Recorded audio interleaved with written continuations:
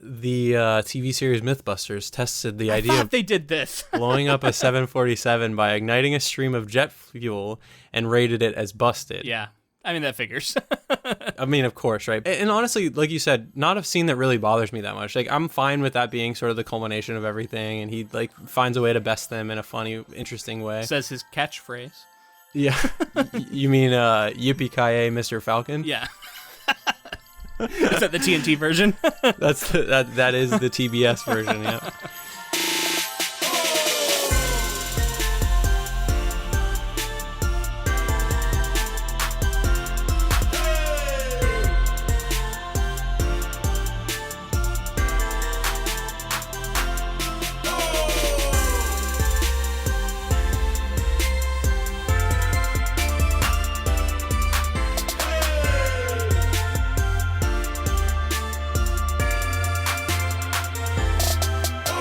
Welcome, friends, to episode 253 of the Ink to Film podcast, where we read the book and then see the movie. I'm filmmaker James Bailey. And I'm writer Luke Elliott. And this week we discuss Rennie Harlin's 1990 film, Die Hard 2. Die Harder. Yeah. We watched it on YouTube. Don't forget. We rented it on YouTube. And the caption was literally : Die Harder. And I was Die Harder. It's like, that's like a meme now, I feel like. It really is. It's like Electric Boogaloo kind of thing. Exactly. Like, it's a joke name. I'm really curious to know what you think of this movie, man, because you said you'd seen it before, but it had been so long, it probably felt like watching it new. I'd seen it multiple times, and there was so much I did not remember. I couldn't believe how much they leaned on the first movie to sort of be like, greatest hits, here we go again. So many references. Yeah. I mean, I had a good time with it. There were things that I definitely didn't like in it, but a part of me at the end of the movie, when the credits rolled, when the Christmas music's playing, I'm like, I think they captured just enough to make it like a serviceable sequel, but I definitely don't recommend it unless you're like really into Die Hard and want to see the second one. I'm aligned with you in many ways, and I was trying to analyze in myself what was happening, and I'm like, because I had some conflicting emotions about it. And like, one thing I realized is that I am a sucker for over-the-top, broad action movies. All broad action movies? Well, here's the thing. Here's the thing. I enjoy watching them, but they can be well written. It's possible. Because I think like sometimes this sort of movie, people get the sense that they're all not very well written. They're just fine. But like you can have extremely well written action movies that can be just as fun and over the top as anything like this, right? We've seen it happen. And those are when it comes together. But like the poorly written action movie, especially of like the 80s and 90s, they're still watchable for me, and they're still kind of fun, even if I'm looking at it and going, like, this was not written well. That : Die Harder, I think, is, like, the perfect encapsulation of what this movie is. It feels kind of like just a soulless cash grab. We made a bunch kind of unexpectedly with Die Hard. Let's pop out another Die Hard 2 years later. We'll probably release it around Christmas. We'll try and recapture what we just had as an explosion of success, and we're going to make a million references to the first movie.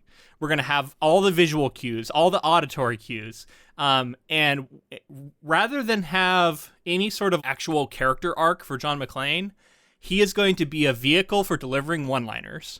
John McClane was already kind of a caricature, but he loses all humanity already in this movie. And he's just this wisecracking, one-line delivering action hero who just can kind of go like, I can't believe I'm doing this again, and then kill a bunch of fucking terrorists. And like, I mean, they literally have an elevator scene, and he's like, I've done this before, and you're like, come on. It happens over and over again. The flimsiest reason for him to get into a fucking air duct, and he's like, here we go again, let's do it. It's like, he has to get to another part of the airport, and for some reason, he needs to go in an air duct. Like, yeah. It's so funny. Interesting that you mention cash grab, because this movie actually, on the success, I would argue, of the first movie, more than doubled the income of the first movie. I hate it. This happens. It's like, this is why it happens. And Hollywood has learned this. And it's so unfortunate. You get a surprise success, especially the one that grows over time, which I'm sure Die Hard did, right? Over time, people are like, holy shit, this is a good movie. All this word of mouth, all this buzz, all this good feeling. And they say, there's a wave right now. How can we get another movie out ASAP? Well, what we know we're going to do, we're going to grab this book, 58 minutes, and we're going to slap John McClane into the plot, And then we're just gonna do as many references to the first movie as we can. In fact, use a lot of it as just kind of a skeleton. Just tell the same basic story as much as we can. Cash in. And it worked. It worked. It did work. Even I think the next one goes on to make a bunch of money as well. Well, Die Hard 3 is a better movie than this one, I think. In my opinion, Die Hard 3 is better because Die Hard 3 is actually a movie. Yeah, that's the one that I remember as a sequel to Die Hard, more so than this. Yeah, and I think is it McTiernan again, I think, in the third one? I think he returned. So in that sense, it also feels similar. He was supposed to direct this one as well. Were you aware of that? I didn't know. I don't know anything about the behind-the-scenes stuff, so I'm really curious to hear from you. Yeah, there's a bunch of stuff to talk about, but... Okay. Well, before we get into it, I'm realizing we're, like, launching right into it, which is what we love to do. Like, we get on here and we just start talking about the movie, we start talking about the book immediately. Let's pause for a moment, introduce, hey, everybody, happy holidays. Happy Hanukkah, by the way. There was a Hanukkah, like, lighting of the candles last night out in the park. Near my house. A bunch of people gathered. I think it's the first night of Hanukkah, and I was realizing that we don't say that enough because I'm sure we have Jewish listeners who totally celebrate. Yeah. And we have I mean, I had friends growing up that were practicing Jewish. Like I am, like, my family is Jewish but not practicing, and they I remember how much fun it was for me to see like a different holiday being celebrated, and I'd love to highlight Kwanzaa is another one that's talked about often with Christmas. Admittedly, I know next to nothing about Kwanzaa, so I'm hesitant to talk about it because I literally just know nothing about it other than like caricatures I've seen on Family Guy or some shit. So I'm like, I don't want to rely on that for anything. Well, just whatever you're celebrating, it is the holiday time period. Most people are getting some time off of work. So, hopefully whether you celebrate any of these holidays or not, you're having an enjoyable season here. And we'll be talking about Christmas. This is our sort of Christmas project and, kind of a Christmas movie. We get the Christmas tree early on. Christmas music comes in, and they're definitely trying to evoke that vibe. So I think this is safe to say this is also a Christmas movie. If Die Hard 1's a Christmas movie, this is also one, except for this movie just isn't nearly as good as the first Die Hard. And it's funny because earlier I said something about this not being a real movie. I kind of feel like this isn't, even though, like, technically, of course, it is. I want to, like, unpack why I feel that way. I mean, it does kind of feel just, like, almost filler, like, it's redo. Like artistically bankrupt in so many ways. It's weird because I don't feel, like, I feel passionately about it, but I also don't. Like, it's fine, right. It's okay, it's watchable. At the same time, it's artistically bankrupt. So it's like, I don't know how to square these things. It's kind of a unique thing in that way, because most of the time I do feel more passionate, like you're saying. I do feel like, we should tell people not to watch this. And this is a case where, like, other than some of the offensive things that go on in it, and some of the weird stuff that's, baked into an action movie in the early 90s. Yeah, early 90s, some stuff hasn't aged well. But, like, honestly, it's not as bad as, like, other movies from this time period. It's not as bad as the book either, I would say. Yeah. Oh, definitely not. Yeah, the book was worse, yeah. So I was saying before, John McTiernan was supposed to come back. What do you think he directed instead of this? I'll give you a hint. It's something that we covered on the podcast. Oh, was it Hunt for Red October? It was. McTiernan? Okay. Yeah, Hunt for Red October. So that's a better movie than this movie. He had a commitment to directing Hunt for Red October too. So it wasn't like he sort of chose one or the other. They were pushing both movies out at the same time. Alternate universe, you have to think that McTiernan directing this, it's a better movie, right? I would think, with the third one also being kind of the better sequel. Well, because John McClane is treated like a person again in the third one. Like, yeah, he's an action hero, don't get me wrong, but he is like a mess, and his marriage has fallen apart, and he's like fallen into alcohol, and I think he's been suspended from the force. Like, he's not doing well. And in this movie, he's doing great. This is John McClane at, like, he's living life. He's become a cop in LA now. He's moved from New York to LA to be closer to his wife. Yeah, to be closer to his wife. He seems happy. Like, they're in DC randomly, and I don't think it's ever really explained why they're in DC. Something with her parents, or her in-laws. Something like that. With his I think it's his in-laws he's with or something. He's a New York cop, though, right? That's like the... No. He was a New York cop, and now he's an LA cop. When he shows his badge, it's an LA badge. But I feel like in the future, he's again a New York cop. I think he does go back, yeah. Yeah, so it's like he's randomly an LA cop for one movie. Yeah, for one movie, he's an LA cop. And they're like shitting on him for being an LA cop. They're like, we don't give a shit that you're from LA. And he's like, I'm not. You're like, isn't he a New York cop? Well, that's like the whole thing at the start with this other cop. He's like, trying to explain to him that he's actually from New York and all this stuff, and he's not having it. In the first Die Hard, John McClane had only a few scripted one-liners. The one-liners were well loved by the audience, and so in this one, They added more gags, and they told Willis to ad-lib as much as he saw fit. Oh my God, no, it was such a bad decision. And plus, I think they put some in post. There's one here at the start that I'm like almost certain was added in post because he's not facing the camera when it's said. He's like running from the camera and getting shot at. And just a one-liner drops in our ears, and I'm like, where did that come from? I think they added it later, and it's not a good time to be doing this. And that kind of stuff takes away from the movie, and it also feels soulless to me. Like you said, it feels like market research done on the first movie. What did they like about the first movie? Let's do more of that. Let's die harder this time. Die harder. Bigger, faster and more intense. Why do they not realize that what people like about movies are good stories? Like, I don't get where the disconnect is. They don't like the one-liners. They like that the one-liners are delivered during a good movie. I mean, we can go off on a tirade here, but there's something to be said for the way that all of these industries are run. Like, typically, people who are they like the arts but aren't artists themselves are making decisions that affect the art. And so it's really interesting when... And you're making money, man. So you bring somebody in, you're like, hey, put this thing together. You don't have much time, but hey, maybe throw some one-liners in there, and guess what? We're all going to cash in and make lots of money. And so, ultimately... Some people's job here isn't to make the movie good; it's to make the movie money, and that's. But it's a shame, man. People should be thinking about their artistic legacies. Totally, think about it. Think about the career you're putting together, and value that. Well, speaking of career being put together, let's talk about the filmmaker a little bit. His name is Rennie Harlin, and he's a Finnish film director, producer, and screenwriter who has made his career in Hollywood and China. His best-known films include A Nightmare on Elm Street 4: The Dream Master, The Adventures of Ford Fairlane, Die Hard 2, Cliffhanger. Cliffhanger. I might have seen that. Is that Rambo in that one? Oh, Sylvester Stallone, yeah. I think he wrote it and stars in it. John Lithgow is also in it. Mm-hmm. This person has a really interesting blend of movies, but they all kind of feel... like you're like, okay, yeah, I can see that this person directed that. Yeah, I can see that the director of Cliffhanger also directed this movie. I would argue Cliffhanger is the better movie, but it's been a long fucking time since I've seen that, so I can't stand behind it. Well, wait for these two. He also directed The Long Kiss Goodnight. Have I seen with that? With Samuel L. Jackson. I don't know if I have. And then the other one that he directed that I know that you've seen is Deep Blue Sea. Oh, yeah, I have seen that. Yeah. Speaking of Samuel L. Jackson, one of the funniest moments, I think, in movie history. Yeah, seriously. Huge super iconic moment for kind of bad movies, I would guess. I mean, the movie is not good, but that's another one where it probably is kind of fun to watch today because of how ridiculous it is. And I feel like that there's something in common with this movie with that as well, right? That's the thing. It is a fun movie. It's just not a good movie. Yeah. So you were talking about legacy, and you think okay, so Nightmare on Elm Street 4: The Dream Master was sort of his breakout.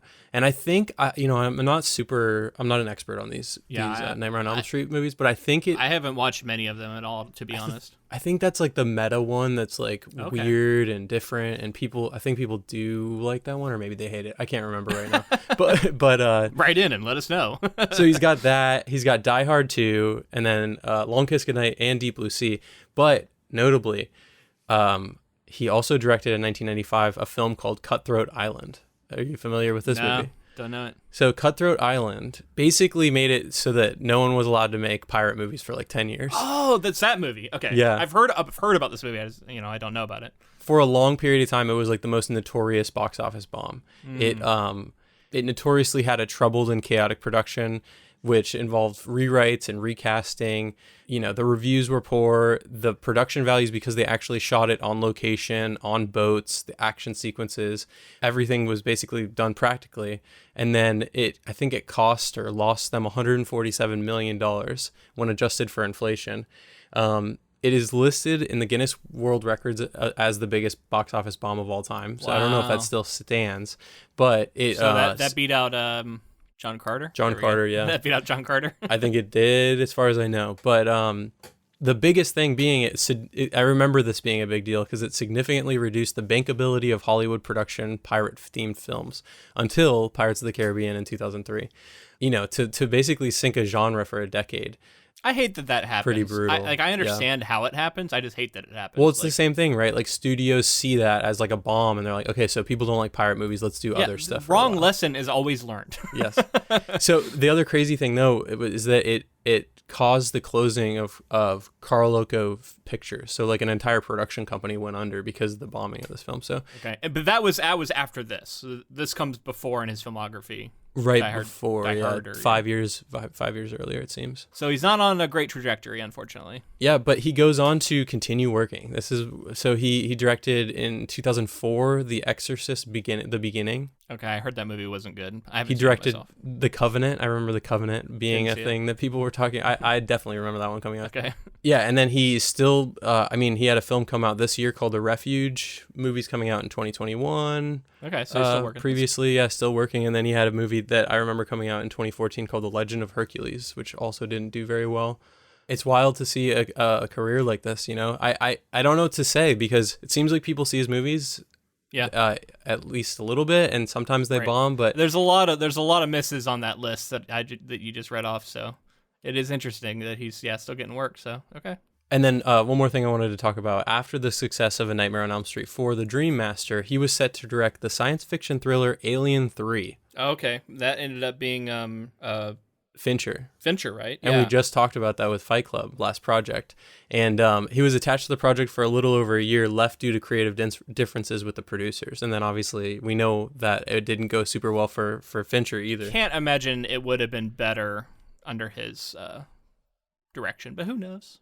Who knows? Yeah, I mean, like either way, it turned out to be. It seems the studio was heavily involved, and he left due to creative differences, and then Fincher wishes he would have left due to creative differences. So like neither, it didn't turn out well. It seems because of Fincher still was button up against the same producers. Sounds like. Yeah, I think that ultimately sort of sank the project. Which again, I don't think they probably wanted a cash grab on the success of Aliens, much like Die Harder. They wanted Alien harder. Sure. Yeah. Which would be awesome, man. Let's see that.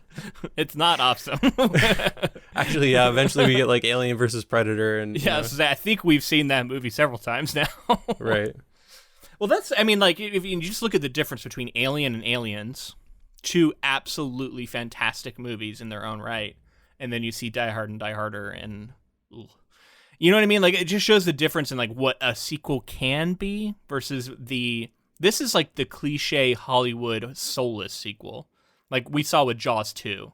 Yeah. When we covered that. That's like the one that comes to mind that we've covered, in the last couple of years that reminds me of it. And that it just feels artistically bankrupt. It feels like a cash grab. Yeah. And part of me thinks that Hollywood doesn't make this exact movie anymore, but at the same time, like every once in a while it does happen. I think they do. Yeah. But what I mean is specifically like this, like super broad, I guess, for lack of a better term, action movie that's like it is of a particular time at that like 80s to 90s cusp, where they were like, let's say fuck a bunch of times, let's go hyper violent, and let's do like there was some really bloody and like brutal parts in this movie that don't feel like they fit.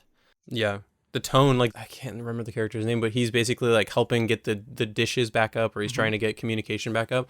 And like he sees a bunch of people murdered, he's shot in the arm and stuff. Yeah. And then they're like, afterwards, he's like, get help. And they're still kind of throwing one-liners at each other. And you're like, these people were just brutally killed. Violence is not taken seriously in this movie at all, which is the one thing that like I don't think you can say about Die Hard. Like, to me, the violence in that movie is over the top and action as it is.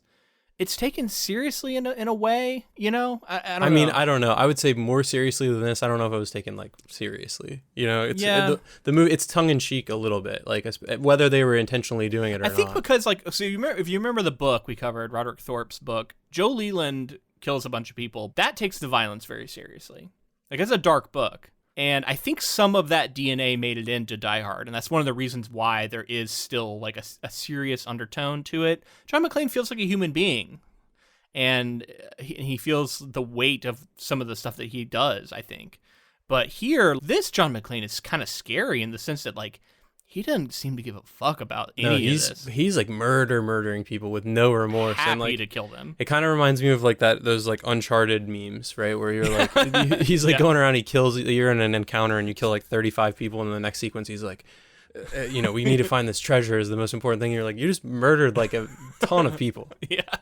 No, it totally is just like that, honestly. And I bet there's you can tie back some of the Uncharted, obviously based off more of like Indiana Jones, but that like one line delivering action hero. A lot of John McClane is in there probably. Yeah, I think all of the Uncharted are better written than something like this. Oh, sure. But yeah, same kind of like action hero kind of vibe for sure. So do you have any background on the making of this movie? Like, how did this come to be? Yeah, so I read that the screenplay was obviously adapted from Walter Wager's novel, 58 Minutes, but Roderick Thorpe is also credited in this film for creating, quote, certain original characters. Yeah, I saw that. I actually stayed through the credits to find out if they were going to mention it at all. It's pretty deep in the credits before either of them get mentioned.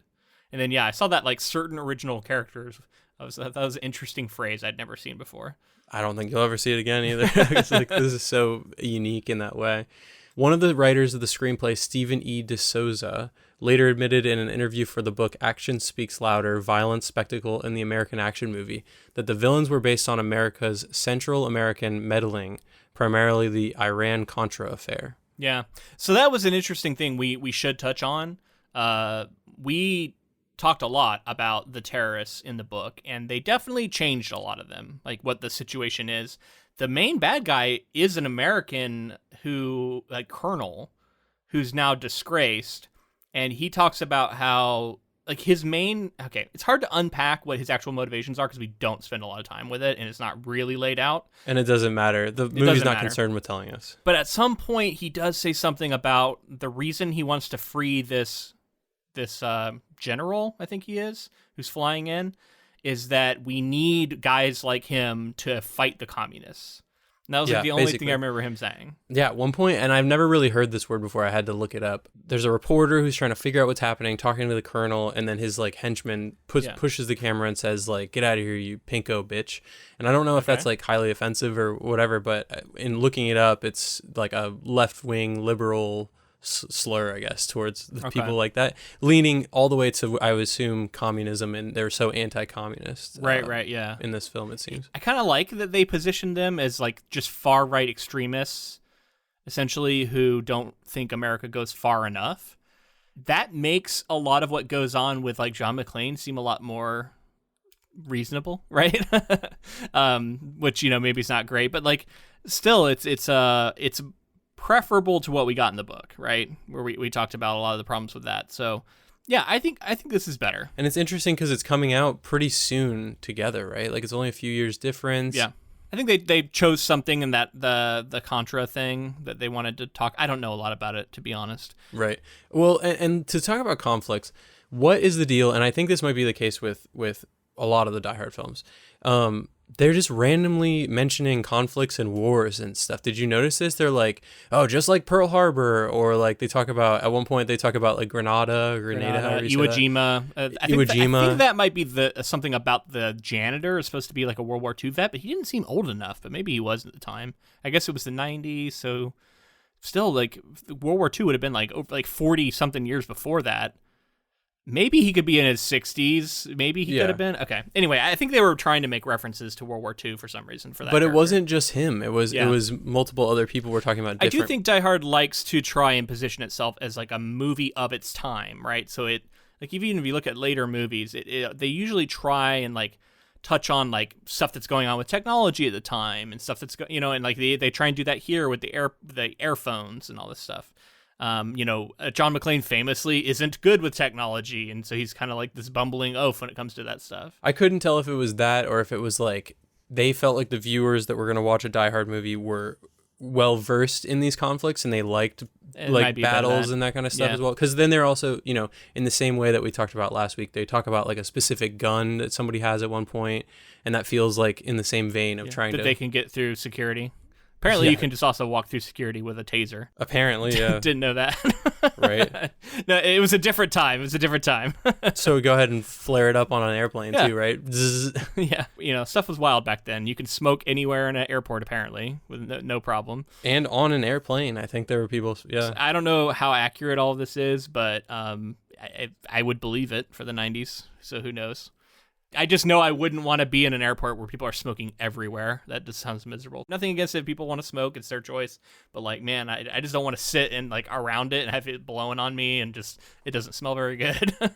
Sure. No, Yeah. you. I mean, like, I same thing. I don't care if people smoke, but preferably not when I'm like, because I know that was a thing in the 80s and 90s is like you'd be at a restaurant, Smoke people everywhere. would be smoking like all over your food and stuff. And you're like, everything just smelled like smoke all the time. It had to, basically, right? Because it gets into everything.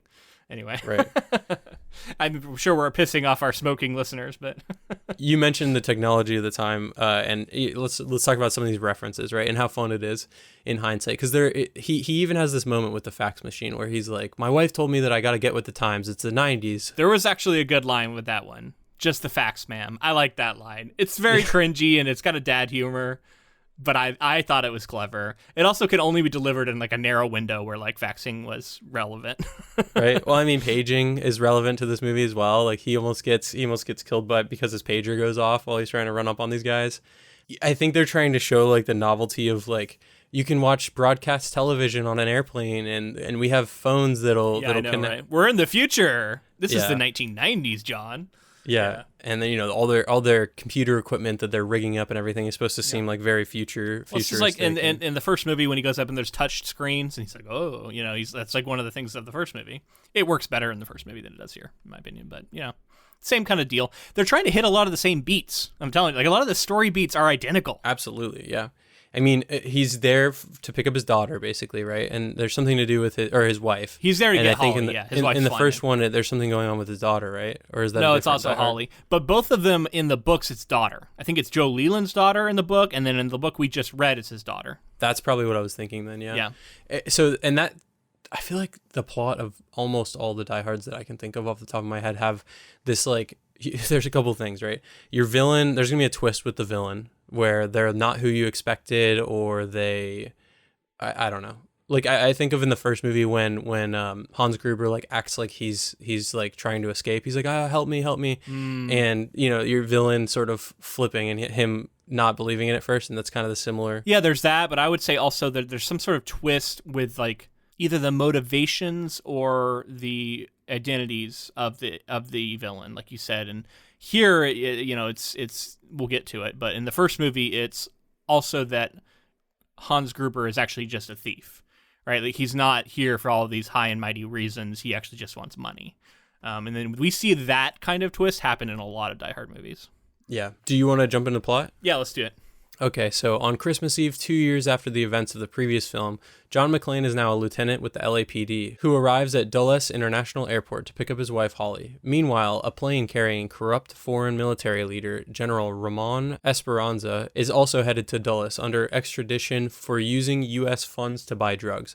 Waiting to meet Esperanza's plane is disgraced former Colonel William Stewart and a group of ex-military sympathizers who supported Esperanza's actions. Suspicious, McClane follows two of Stewart's men into a restricted baggage sorting area where a gunfight ensues. McClane kills one man, but the others escape.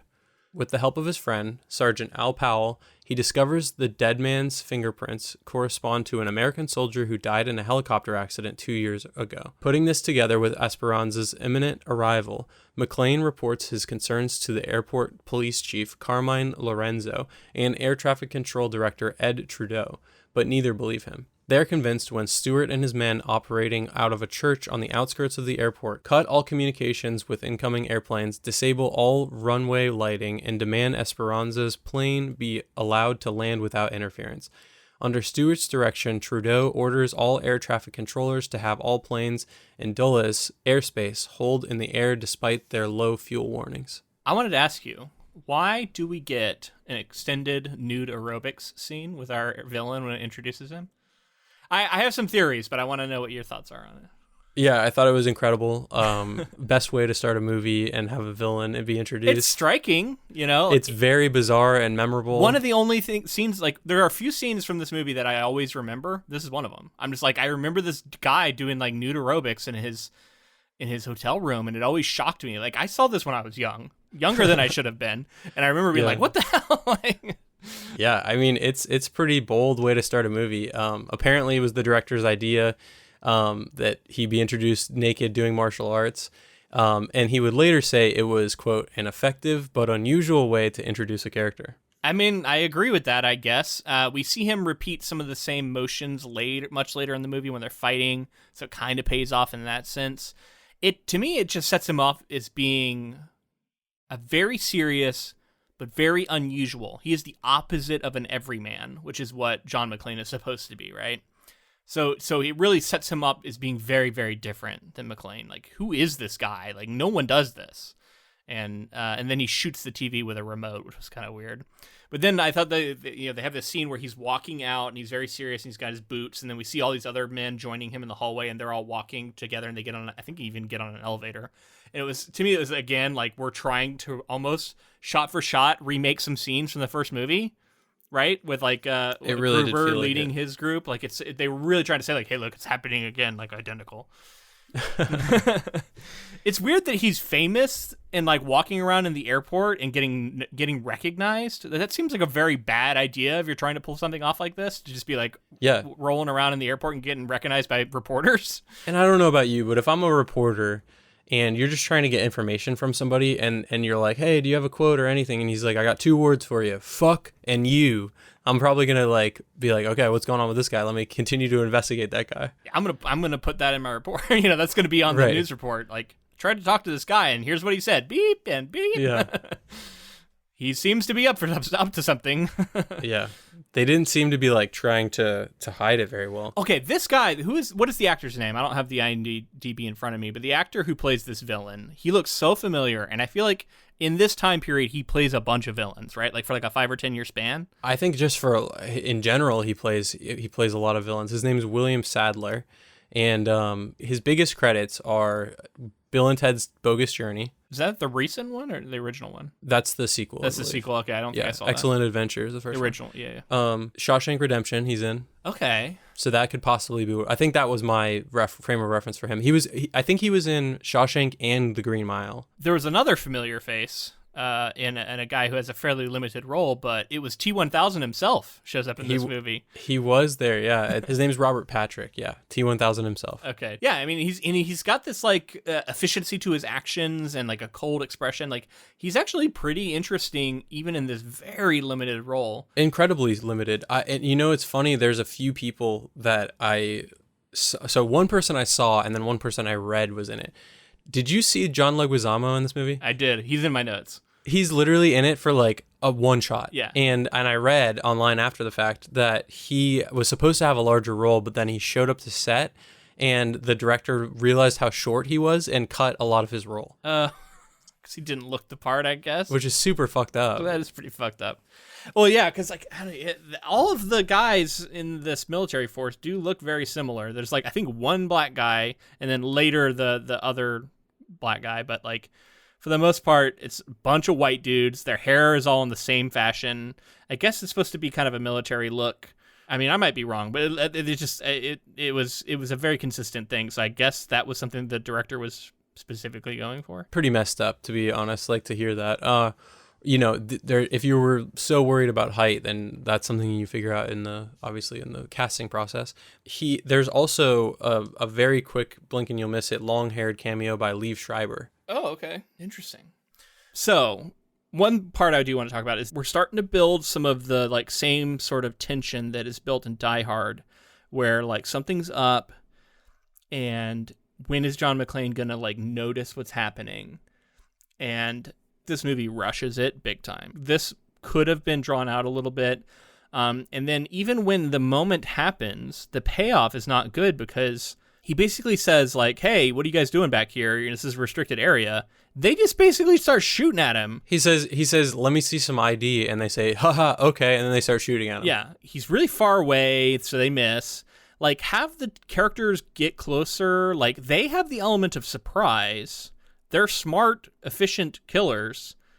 This should have been a lot more dangerous. This should have been John McClane having to be really clever. And it could have been a really cool scene to see how he gets out of this, right? Like, because it could have been really dangerous and they could have ratcheted up the tension. Because these guys know what they're doing. And I feel like in a movie like this, as soon as guns are pulled out and start being fired specifically at our protagonist, the movie shifts into another gear. and you can't really come back out of it. And I felt like it was a mistake to jump that early into that. Yeah, there were a few times that I felt that they were trying to slow the movie down for like weird scenes. Like he would finish with this giant action set piece where he like a plane crashes or something insane, and then he's like, or he's been in a fight, and then he like meets with somebody and chats with them for a little bit. It's like sections where he like goes out and does something and comes back to like the hub, and they're like, "What's going on? How are you?" He's getting like progressively bloodier. And they tried to slow down the movie a few times doing that, and it made it feel really disjointed. Like it didn't. I don't know, the pacing was like really up and down, rather than feeling ratcheting up, which is what it should be. Sure. Yeah. I did like, so, as much as it doesn't make a ton of sense, the sets that they're in with this like blowing, this like smoke shooting There's out. There's always random steam billowing in these scenes. And which is, visually cool. Yeah, it's fine. But there's like lots of like industrial piping and they're really deep rooms, and it looks again like a video game, like a room that you get into. What it reminded me of? It reminded me of there's like a scene in Raiders where they're like riding around on mine carts through this like lava area. It looks like almost like a amusement park. Yeah, is that Raiders or Temple of Doom? Oh, yeah, I think you might be right. It might be Temple of Doom. Anyway, it reminded me a little bit of that. Like, apparently you go into the back room of an airport, and it's just like all these conveyor belts. It looks like a video game level. There's billowing mist everywhere. It's very industrial. Yeah. Yeah, it was, and like that's fun and fine, and like makes for something pretty cool looking. But then it started to feel similar because he kept being in these like duct areas and down below, and he's riding around on these conveyor belts and fighting on them and getting thrown in them. One guy gets smooshed by one, and this also is where my first like groaning one-liner gets done, and that's as he's getting shot at the very first time. He's been totally surprised by these guys. They start shooting at him. He goes, "What is this, a tag team?" I do, yeah. That's the one that was also ADR'd. He didn't say that on the day. It's ADR. He doesn't say it on screen. Like his face is not at the camera. He's running away from them. He's like jumping in to hide, and they just decided to add that later. And it's such a bad decision, in my opinion, because this sequence should have had tension, and instead it's delivered as a joke. I mean, and again, so he's outside of his jurisdiction. We were talking about propaganda last week. He's outside of his jurisdiction. He decides to go snooping. He asks them to identify themselves. They start shooting. Instead of like getting away from the conflict, he's like, all right, somebody's dying here. He pushes a guy into a like rolling machine that smushes him. And then he has to go and like, if you did that as a cop and you go to like the authorities of the airport, they're not going to be like, oh, what? Oh, good for you for getting out of there. They'd be like, what the fuck? You killed this guy? Like, yeah, I mean, there'd be questions for sure. And like, but I think that this is like, it's so frustrating to me because like this sequence has potential to be good. Yeah, he has no idea what their motivation is in any way, though, is my point. He doesn't know. And like, imagine if he like, there's a quieter scene where he says like, "Hey, what are you guys doing back here?" He walks up to them, right? And he's not as quite on guard, but he starts to realize something is dangerous, and they try and kill him, and he ends up killing the guy, yes, but it's like into self-defense. He has to do it essentially. This felt like he could have got away. Like, yeah, I agree with you. It like felt like he could have just run out of there and like actually got some cop, like, and be like, "Hey, there's something going on here." But instead he gets caught up in this like very over the top riding on conveyor belt fight. Like, I don't want anybody on conveyor belts. They can be in the background. There should have been a deadly scene that was closer and more personal. And then at the end of it, I do like the idea of like the cops coming in, the actual DC cops, and arresting him and being like, "What the fuck did you do?" And he has to prove, and his ID was missing. And I like that moment, except for it's then turned into a joke. He's like, "Oh, it's on its way to Cleveland." And then they just kind of laugh. And then the next time he's like, "Oh, sorry about that." And they're like, everything's fine. It's like they had the bones of some actual interesting story tension that they just didn't deliver on. They didn't use it to its full potential. Then he gets into the situation where he's talking to the authorities. There's this one cop that's got it out for him. Carmine. Or are you talking about the other guy, his brother, apparently? Well, both of them, yeah. I do think it's interesting when the twist happens, that a different twist happens where someone who we think is good ends up being bad, and this cop, is it Carmine, or is that Carmine's the like chief of the airport police or something? So he ends up kind of being in the right, and they kind of come to an understanding at some point. So I think that's a cool twist, but they're being sort of antagonistic to each other got boring to me at some point. I was kind of wanting to see something progress in that. It's not really treated seriously. They just yell and scream at each other. He just says dumb shit to him. Like, he's walking out and he's just gotten disrespected by this guy. And I like the idea of like, hey, we heard about you from Nakatomi Tower. You think you're some hot shot, but you're not. And he kicks him out. He has him escorted from his office. And he turns around and he says, and I listened to it back and I wrote it down. What sets off the metal detectors first? The lead in your ass or the shit in your brains? Oh, I hated that one. That was so What bad. does that even mean? It was so bad. It makes no fucking sense. I don't get it. So it means like, has he been shot in the ass and then also like shit sets off metal detectors now? I don't know. So not only are you just it's like, oh my God, just like, if you're going to have him say anything, it needs to be better than that. That is so bad. Well, and you can feel that that's like pretty much totally an ad lib. There's no way that somebody wrote that line, right? But like, you got to rein Willis in. Come on. I agree, yeah, but I'm just like, I don't know what they were going for. Regardless if it was ad libbed or written or who knows, it's it's not good, and it should not have made it into the movie. So, we were talking before about William Sadler and his, karate and the things that he was doing. Apparently, he took it very seriously, and like that scene that they filmed, the naked scene they filmed, was like the last thing that they filmed, so he could get in like incredible shape and he could learn karate and tai chi and all this stuff. If they're gonna have you be butt ass naked doing karate in a movie that's gonna be there forever, like, yeah, you probably do take it pretty seriously. Yeah, and honestly, like that, I'm sure he's very proud of that scene. He's like, look at me, look at me do this karate naked. Yeah. Okay, so we gotta talk about Al. Al comes back, and I guess this is one of the characters they're referencing in the like certain characters by, because Al was like kind of a character in the original Thorpe novel, although they changed him quite a bit for Die Hard. However, we have Al, and what do we know about Al, James? He eats Twinkies. He eats fucking Twinkies, so of course he's got 4 of them that he's currently eating. And he literally calls him on the phone and says, "Take the Twinkie out of your mouth," is the first thing he says. I'm just like, come on. This is the kind of stuff where I'm like, really? We're gonna go like. It was interesting in the first movie. It was funny in the first movie because they were connecting over trauma, and it was like something he heard about him, and it's like a one-off. I don't know, like, but like, you don't just trot it back out again and be like, hey, remember this? Elbow, elbow. Whenever a movie's doing that to me constantly, I get so annoyed. It's like, yes, I remember the first movie. Stop reminding me. All that makes me do is go like, I wish I was watching the first movie, not this one right now. Sure, yeah. A part of me liked seeing the character, but I thought there was going to be more to it. Yeah, there could have been more, but in the end of the movie, there'd be a loop back around to like him being involved. I like that they're clearly still friends. That kind of thing is good. Like, to me, it shows a progression of the character, but I just didn't need that. It's just a joke, I guess. And that's the weird tone thing in this movie, because I think this movie got too caught up in trying to tell a bunch of jokes, have a bunch of funny one-liners, and have things be over the top and silly, and then at the same time have some really brutal violence, big twists, innocent people dying by the hundreds. There's the moment when one of the planes goes down, and it's like legitimately like harrowing. You're like, oh my God, like, yeah. That's my fear of going on, being on a plane, is that something's going to happen. Instruments malfunction, and you're like, fuck, this is like a fear of a lot of people. Yeah, and he's out there trying like anything he can do, and he can't stop it. And, it's very broad performance, but like ultimately, I'm glad somebody seems to care and is actually like really upset about what happened. And then like there's just a moment where he's like walking through the wreckage and he finds a little baby doll. And I'm like, Jesus, in this movie?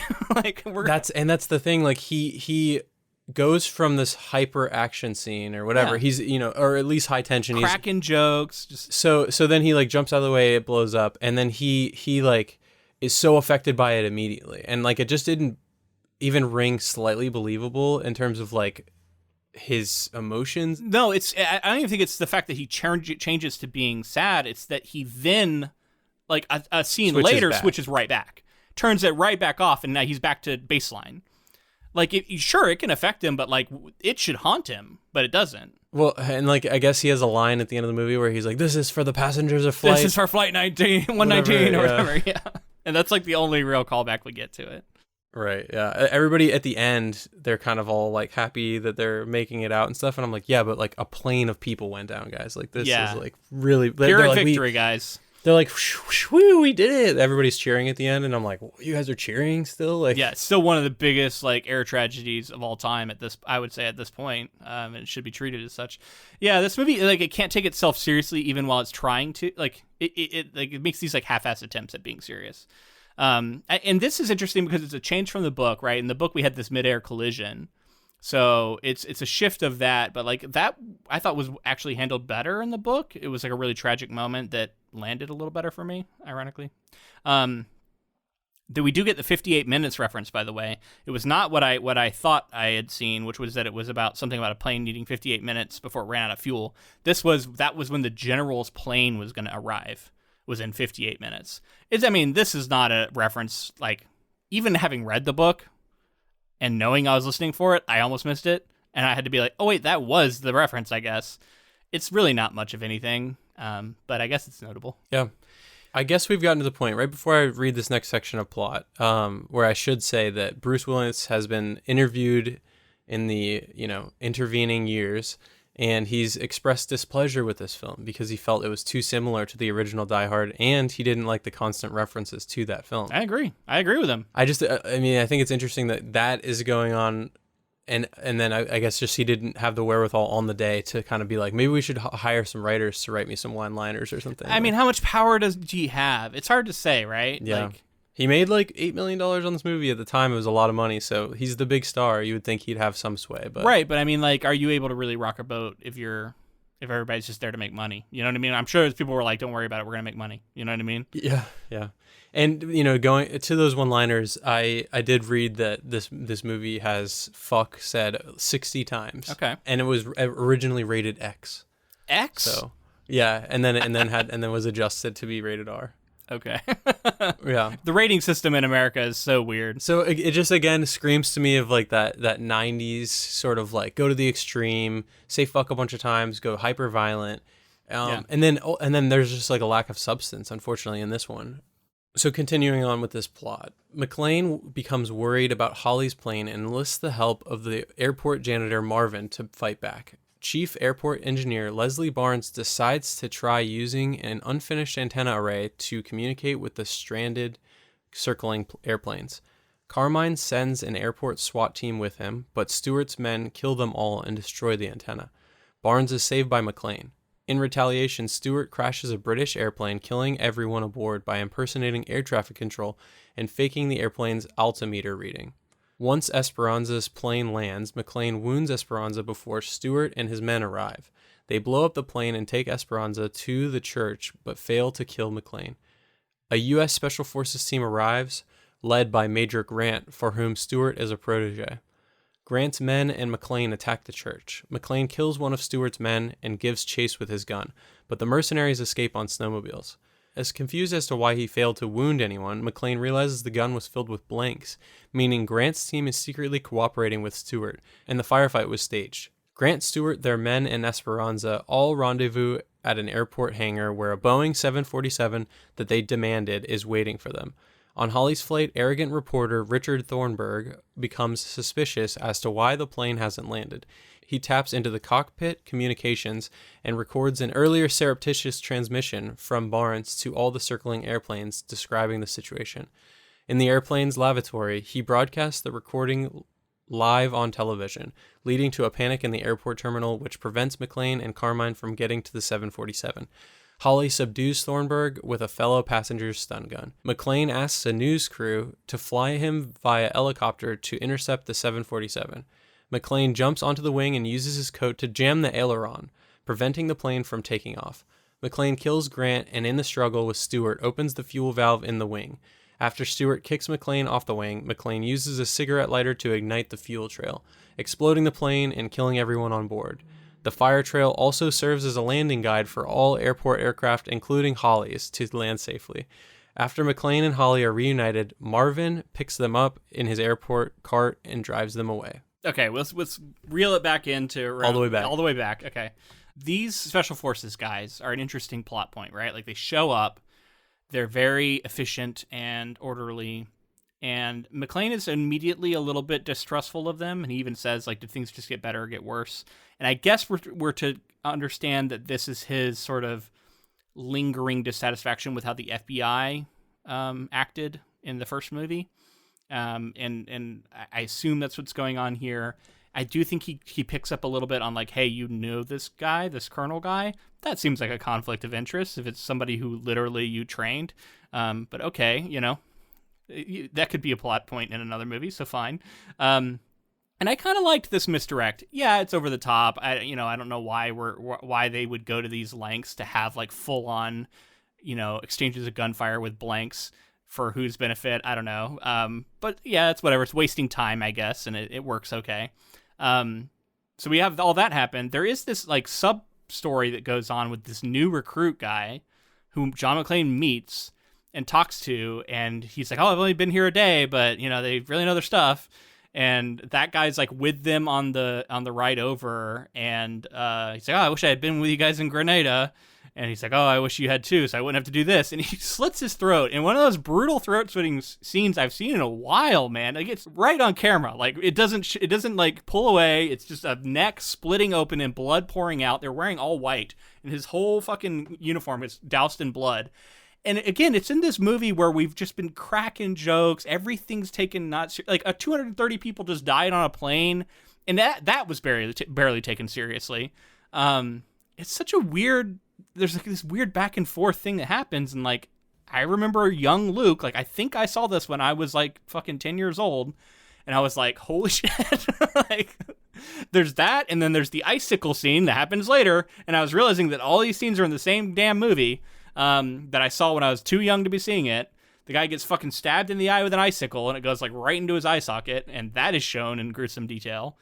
Yeah. Weird thing to show in this movie that otherwise doesn't have this tone. Like, it's so fun and like, oh, we're just having fun with Die Hard, and then all of a sudden you get this stuff, and you're like, whoa. It feels like it's from a different movie. It's very strange. It really does, yeah. And same thing with this airplane crash, and like we talked about already, with the, like, him mourning all these people, and then like moving on very quickly to where McClane has to get on the plane with Esperanza or like catch up with him. I mean, like whatever. He should be more serious now. He should stop telling so many fucking one-liners, but he can't. Yeah. He can't help himself.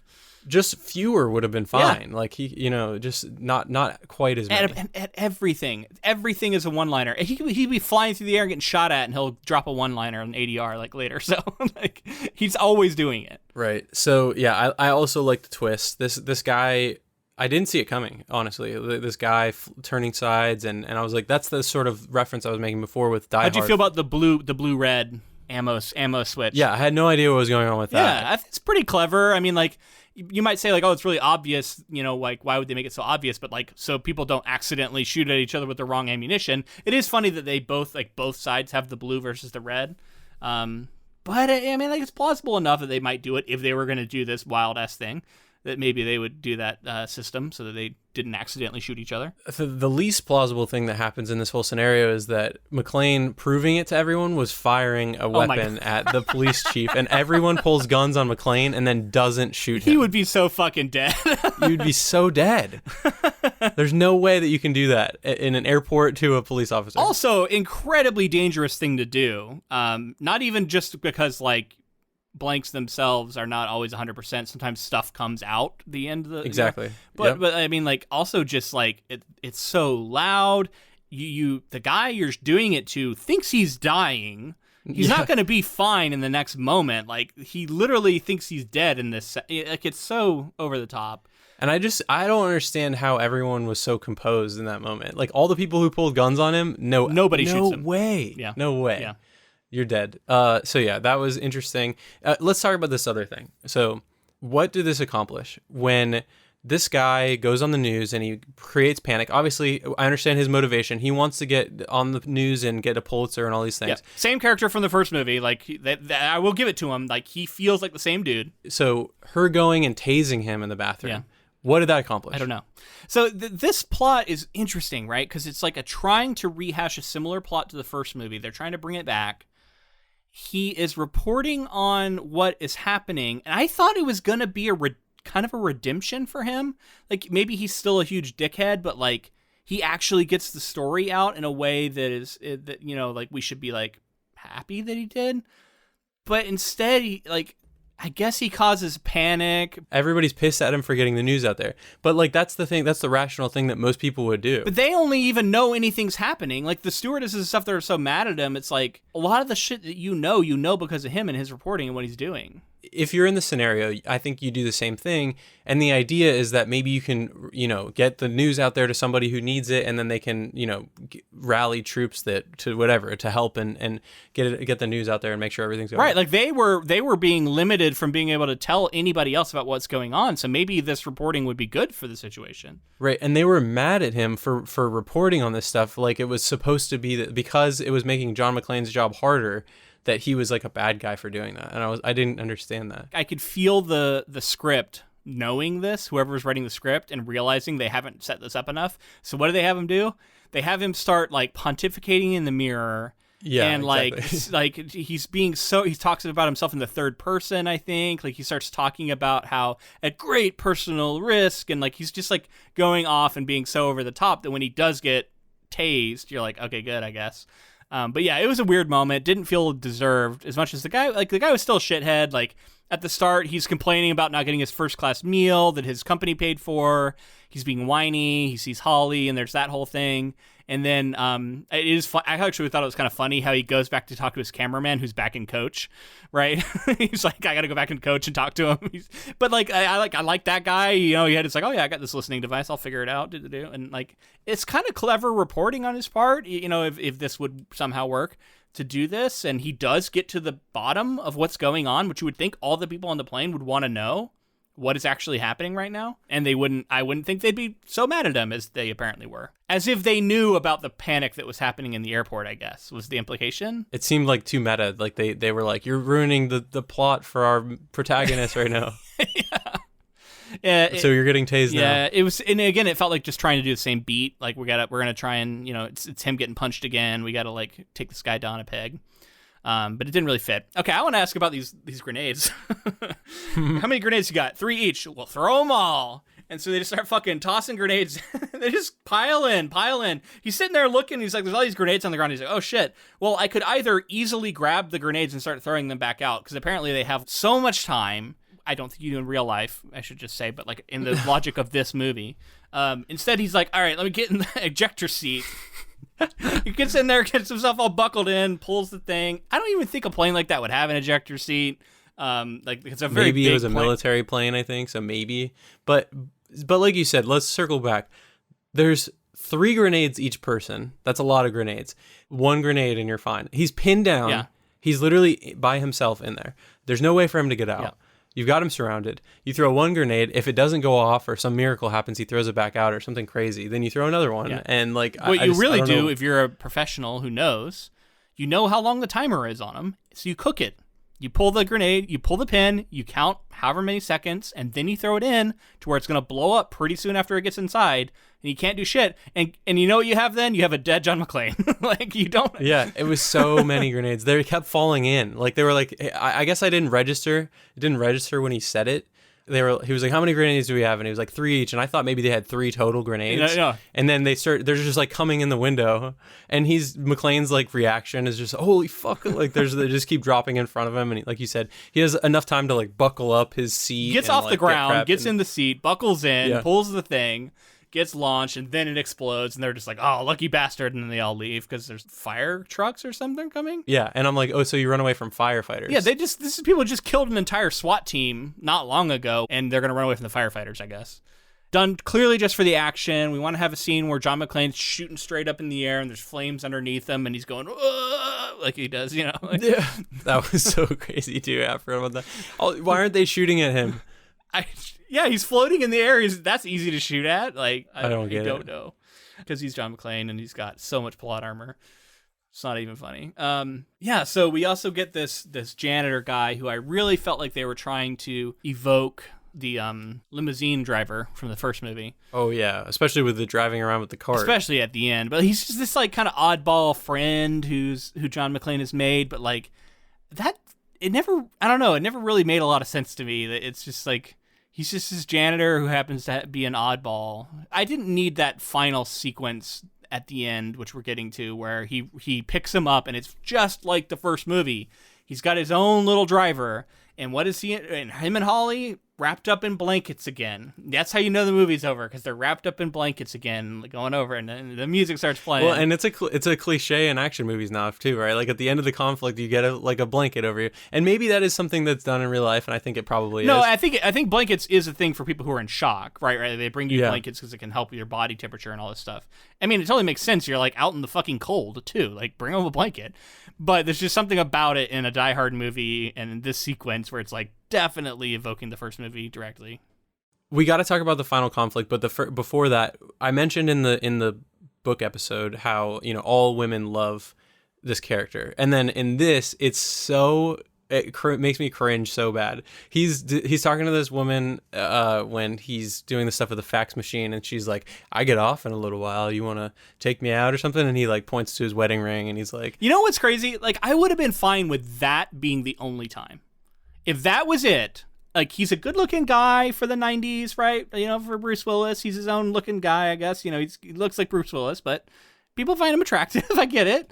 And, like, I could buy that this woman flirts with him, and then, like, he turns her down because he's married. So, like, you know, but it's kind of that, like, you want to be that guy, right? You want to be the guy everybody's attracted to, and it's like, okay, cool. So it's that wish fulfillment. It's the thing, and I think you're about to get to it, the thing with the reporter that really rubs me the wrong way.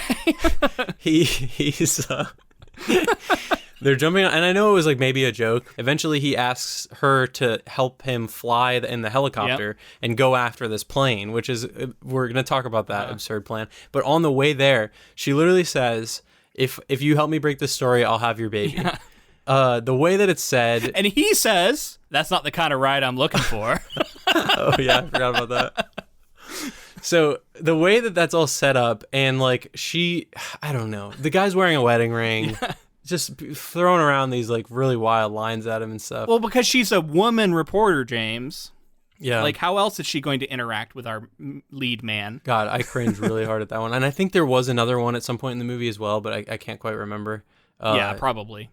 Anyway, they get in this helicopter, and they're attempting to chase a 747.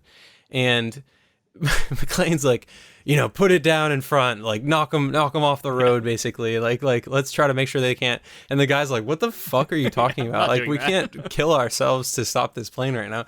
And then McClane's like, well, I will. He's like, get over the wing. Yeah. And he gets over the wing. And then I had this weird flash of a Twilight Zone with oh yeah, there's something on the wing. Nightmare at 20,000 feet, and he's like out there on the wing, and I was like, there's something on the wing. It would have been funny if he had said that, right? There's something. I would have loved the reference. Yeah. Give us a little reference, sure.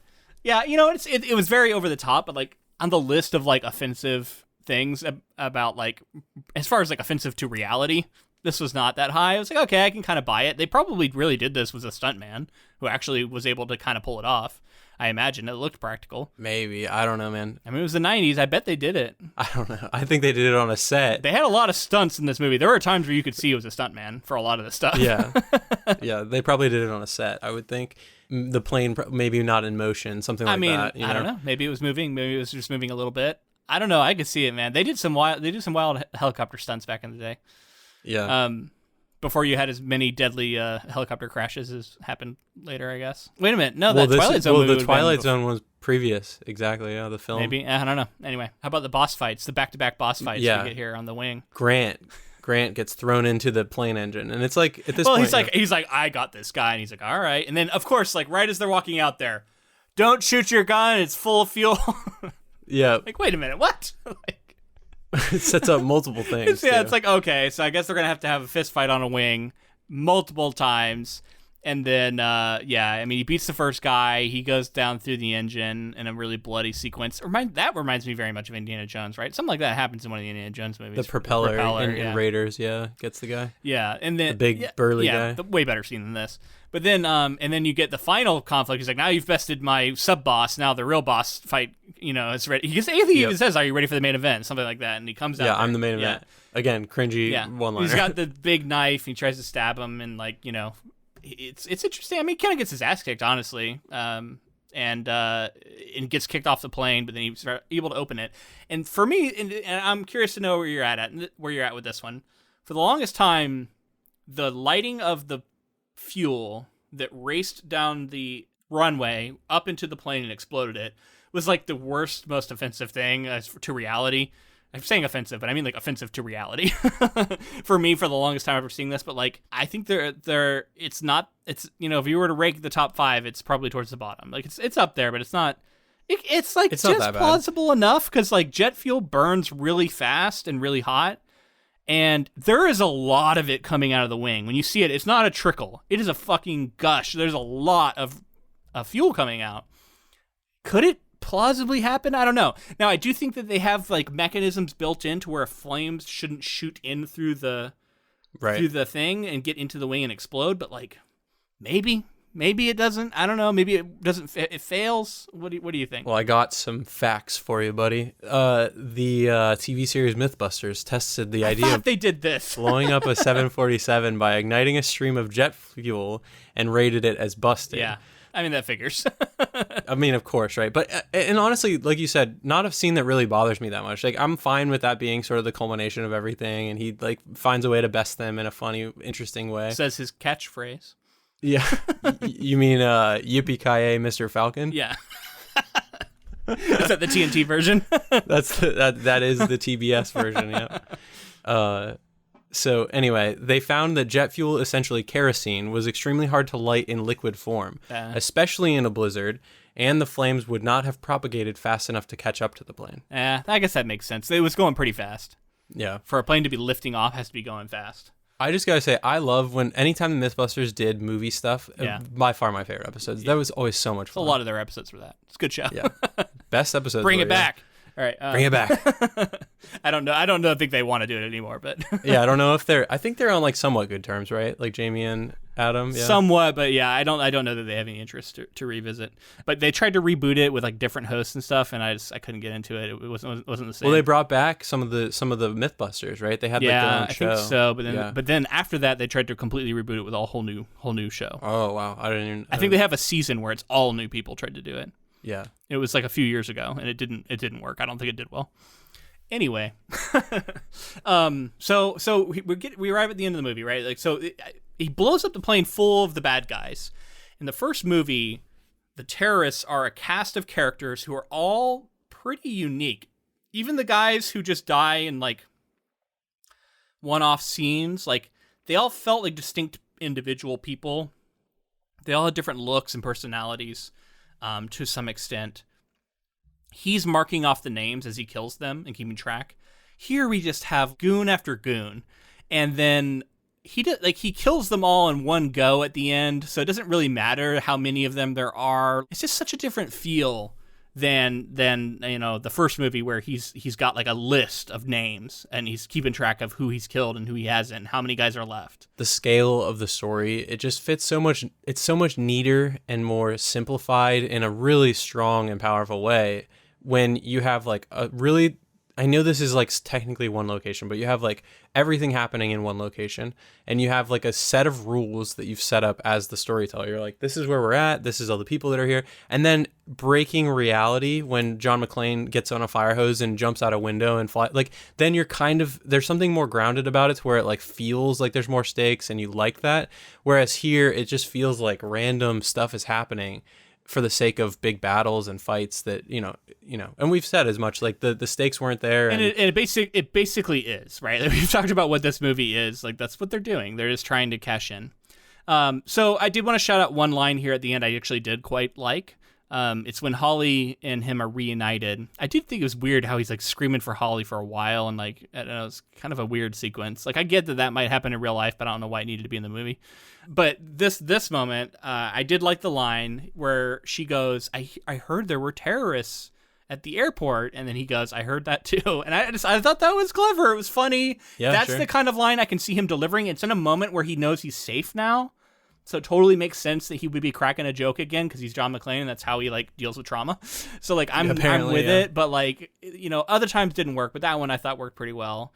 And then it just like it got kind of cringy just how much it was trying to play the same beats over and over at the end. Like, we're going to end this movie in the exact same way we ended the first movie. So much so that I thought for sure somebody was going to burst out from underneath a fucking blanket with a machine gun and try and kill him. You know what I mean? I thought that I think the music that plays is the exact same too. I think Christmas song. Let It Snow or something, yeah. A little anecdotal, but really well written and funny show everyone knows about. It was kind of underground for a little while, but now it's massive. Rick and Morty. It's it's super fun. I've always been a fan of it, but in between last episode and this episode, I watched one of the more recent episodes of Rick and Morty in, I think, season 6, and it's literally like all Die Hard stuff. Oh, really? And it was really fun to go into it because like they could just keep referencing like, oh, this character's doing a Die Hard, and like all these things keep happening, and that kind of felt like what this movie was doing with the original movie is like referencing they were doing a Die Hard in this movie, Die Hard 2. Mm-hmm. I will say, knock on wood, hopefully my book comes out at some point here and people can read it. I currently have a Die Hard reference in it. We'll see if it survives through all the process. Love it. It's Yippee-ki-yay, right? Look out for it. It's not Yippee-ki-yay. keep a lookout for it. That's cool. Yeah, I'm looking forward to it. So we're at the end here. We got to decide what was better ultimately, this movie or the book. I think it'll be pretty quick for me. I'm going to pick movie here. I think that there were things that I felt to be like morally I was against in the book, where like we talked a lot about like the depictions of certain characters and that like, you know, I think in the same way that this movie doesn't quite work as a Die Hard film in comparison to the original, the book has a little bit of that going on as well, although they're not related in any way, but they feel so similar that part of the book for me kind of felt like I was getting a return to the same kind of story. And I talked about how like it's not my favorite and it kind of overstays its welcome with some of the technical jargon at times, and it has a good idea of this airport, like having some sort of action set piece big thing happen at an airport, good conceptual idea. And I think like it didn't really live up to what I wanted from a Die Hard in an airport story, just like the film didn't. But the film did have Bruce Willis and a lot of like the things that I liked about Die Hard they were doing again. And as much as I don't think that I loved that, I liked it more than the novel in this case. I mean, okay, so the book, I'm famously not a fan. I mean, I definitely talked about how I was pretty underwhelmed by it, found the main character boring as hell. I also found a lot of the other characters boring as hell. I just didn't think the character work was very good. I do think the boring-ass main character problem is fixed a little bit here. We get John McClane. He's just more interesting. He is a shadow of his former self here. He's a caricature, but he's still better than what was it, Frank Malone, I think was the character's name in the book. So that's an improvement. I thought the villain was about the same in the sense that they're both kind of one note, kind of boring guys. I do like again, the positioning of having him be this right-wing extremist guy makes a little more sense to me, and it works a little better. It's a little more, I don't know, comfortable for me as a moviegoer, personally. So I was fine with all of that. I think what is going to separate the two is that as much shit as I'm giving this movie for being artistically bankrupt, as I've said, it still is fun in a way that the book really isn't. It does just enough to be like an entertaining entry. I do think it's interesting that like it took a return of McTiernan with a whole new story to really establish a franchise, because I don't think the strength of this movie is enough to like launch Die Hard into a franchise. I think this is the kind of movie that you see and you go, okay, well that was enough of that for now, unless someone comes in with a really good script, which is probably what happened. Now I've heard maybe that the third Die Hard is actually based off of like the Lethal Weapon 4 script. Like the original Lethal Weapon 4 script was then turned into it somehow, but weird. I don't know. I'd have to read into that. We might cover that as a bonus episode or something, just to, I know it's not necessarily an adaptation. Oh, that's a good idea. Die Hard 3 is a bonus episode? Let us know. I would like to do that. I like that movie. Especially because if it's better than this one, like, why not? We're familiar with the material enough. Why not? Anyway, yeah, it's going to be a movie for me, ultimately. Not by a landslide, but and honestly, I don't think the movie's that good, but I just think it is better than that book that I did not enjoy very much. Anyway, that's going to be the end of our Christmas coverage. Next week, we are doing our last looks for 2022 episode, and I always look forward to these look back episodes, our last looks episodes. They're a lot of fun, and get to kind of like recap what we actually did this year, and think back at all the books we've read and all the movies we've seen and so forth, and figure out how we feel about them in context. And so yeah, I'm excited for it. We'll be recording that one and releasing it. I think it'll come out after Christmas, so it'll be truly like a New Year's-ish style episode right there at the end of the year. And hopefully you all join us for that again. Yeah, and if any of our listeners wanted to write in, sort of reminisce about the year, let us know how your year went, let us know how Ink to Film was involved in your year. We always love to hear that stuff, and in the past we've read some of the responses we've gotten just from listeners, and so let us know some of your favorite projects of the year, anything like that, and we might read some of it on the episode. Sure. Yeah, and that would be inktofilm@gmail.com if you want to email us. Otherwise, you can use social media. We're at Inktofilm on Facebook, Twitter, and Instagram. For now, Twitter is still alive. We'll see. We're also on TikTok, and we have a YouTube channel, so you can always use YouTube, leave a comment on this video, that kind of stuff. So if you wanted to support the podcast in another way, if you liked this episode, let us know in the form of a rating or review on whatever platform you're listening on. And make sure to like and, send us a comment on YouTube. Make sure you're subscribed there. And if you'd like to support the podcast monetarily, we have a Patreon, patreon.com/inktofilm, and we do bonus episodes on there every month, and including this month, we will be putting one out.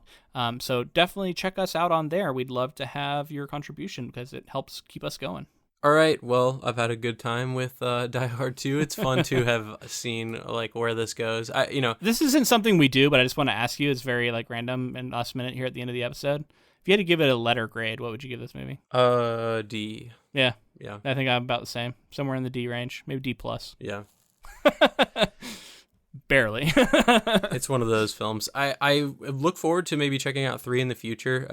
It's funny too because I think that Die Hard went good first one, seems like just okay second one, maybe back to good third one possibly, and then kind of downhill from there. It's not as good as the first one, but it is pretty good, I think. I need to watch it again. But then I imagine I've only seen 4, I haven't seen 5, and I think there might be a 6. I've heard that all the ones that came after were bad. Which, by the way, Bruce Willis also retired recently from films because he's got some, I think, mental problems going on with some sort of dementia or something like that. I'm not sure the exact diagnosis, but he's a guy who I haven't always agreed with politically or anything like that, but he's a movie star, man, and he's made some good movies over the years, and a lot of them I really, really like. So it is kind of a bummer, and I wish him well. Yeah, sad to see people get older, man.